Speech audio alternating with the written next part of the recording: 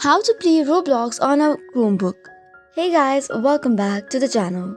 If you want different methods to play Roblox on a Chromebook, there are two such options. First is play Roblox in web browser. For this, use any web browser on your Chromebook. Now, just you have to visit on now.gg/Roblox.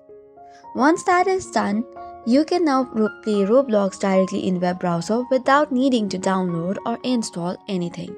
You can just search for the Roblox via this and then you're good to go. However, if this does not work for you, let's move on to method 2, which is to install the Roblox via APK. For this, you have to download the APK version on your Chromebook itself. For this, visit the APK mirror link provided and then search for Roblox APK Mirror. Now download the latest version. Once downloaded, you may need to enable the installation from unknown sources to your Chromebook settings, locate the downloaded APK file, confirm the installation and wait for it to complete. And once completed, you're good to go. So this is all for today's video. For more such contents, do not forget to hit the like and subscribe button.